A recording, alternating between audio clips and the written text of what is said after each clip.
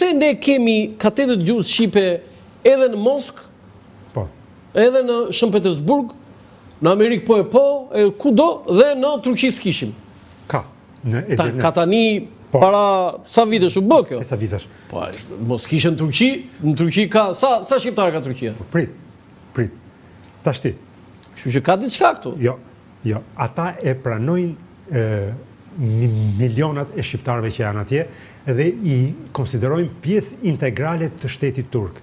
Por Turqia republikane që u krijua mbi gërmadat e perandorisë, u krijua si shtet kombë në mënyrë artificiale.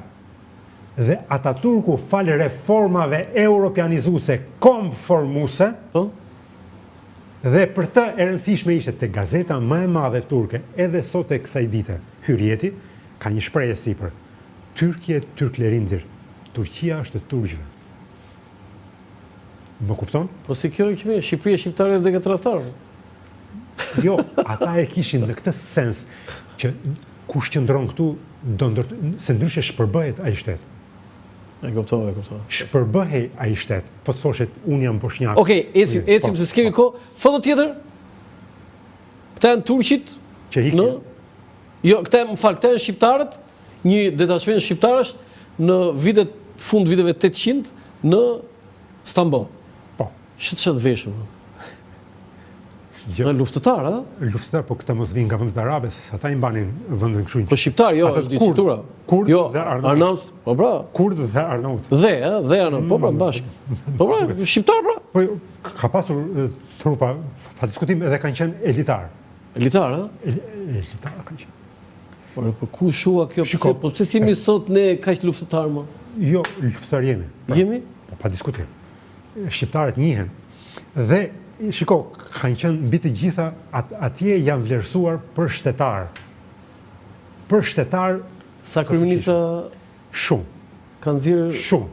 Do të thënë sa kryeministra ishin shqiptar, sa kryeministrat perandorisë Osmani ishin shqiptar? Të mos them një shifër saktë se janë shumë, po mbi 30. Mbi 30. Po se sa kryeministra kishte? Vezirët mëdhenj, ëh? Vezirët mëdhenj. Sadrazam, po vezirët mëdhenj. Do të thënë se sa ka pasur perandori Osmane? Mund të kenë pasur 100, se ata 103, nga këta 30 ishin shqiptar? Kanë pasur shumë, sepse ata që bënin, jo vetëm që ofronin kapacitetin e tyre, por edhe ndihmonin njëri tjetrin që të mbanin solidariteti etnik shqiptar është i evidentuar. Po ndonjë sultan me origjinë shqiptare kishte? Nuk mund të kishte. Nuk mund të kishte. Nuk bësh fjalë. Sa mund të preket familja mbretërore britanike, aq preke edhe... Ajo, ishte gjak turk, Shteti Perandori Osmani është shtet dinastik. Dinastia. Mbaroj. Po të preke dinastin aty... Foto tjetër? Edhe këtu shqiptar, këta duke i qanë shqiptar.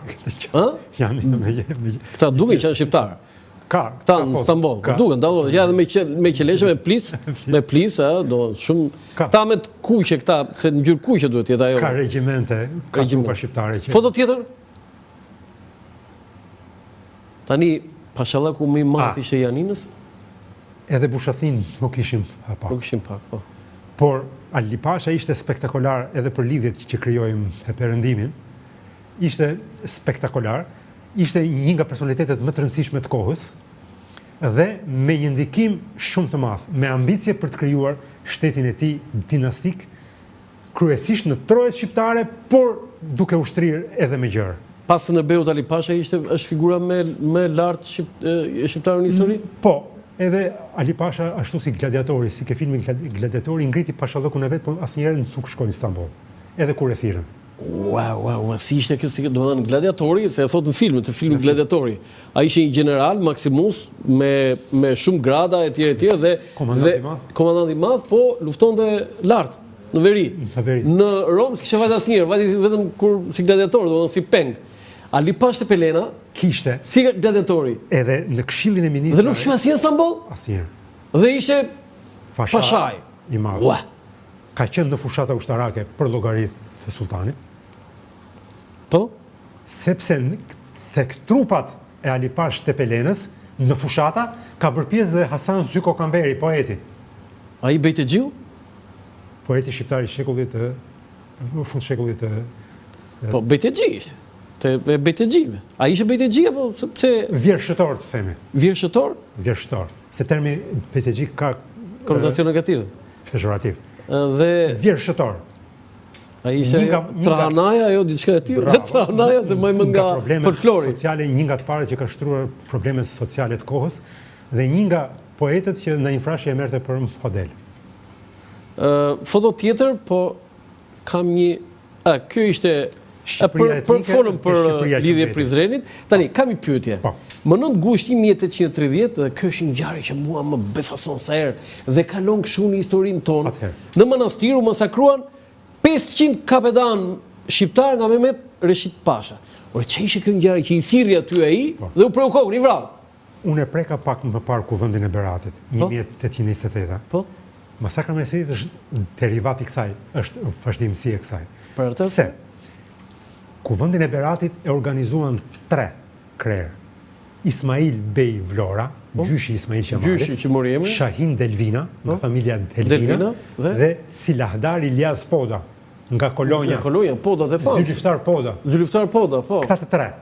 Dhe këta morën vendim duke parë zhvillimet që po ndodhin në Greqi, se sultani i thiri në Greqi, këta thanë mos shkoni të vriteni atje, se ne e dim se po na çon mish për top. Greqia do bëhet e pavarur se e dini lojën e britanikëve nga pas. Dhe i thanë, hajtë të qajmë hallet e Shqipërisë këtu tashti. Dhe Shqipëria tyre ishte Shqipëria e Halipashës. Se kishin dalë nga umbrella e Halipashës. Dhe sultani thiri Ismail Bej Vlorën në Janin. Dhe aty e vran gjyshin e Ismail Qemalit. Prandaj Ismail Qemali nuk është rastësi në kryet pavarësisë Shqipërisë. Një minutë se do të them edhe diçka. Dhe kur e panë që kishin ndërmend ta vazhdonin këtë punë prap, thirrën krerët që morën pjesë në kuvendin e Beratit. Kush e bëri këtë kurth? Reshit Mehmet Pasha, Gjeorgjani. Gjeorgjan dhe quhej specialisti çështjes shqiptare. Dhe i thirin në manastir? Në manastir. Po ta si shkuan këta si kope? I besuan. Pse? Sepse nuk e menduan që do shkonte deri aty.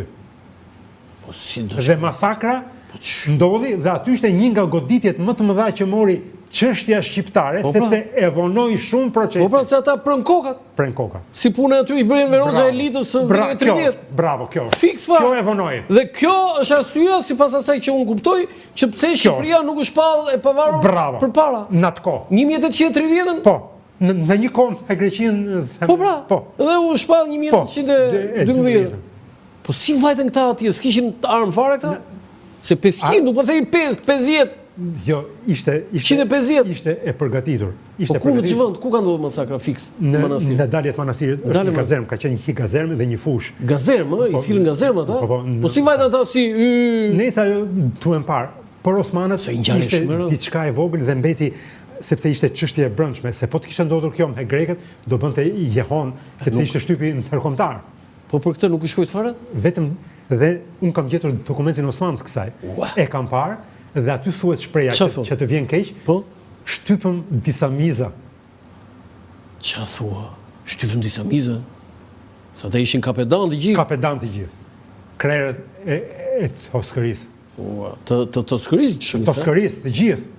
Nga Kolonja dhe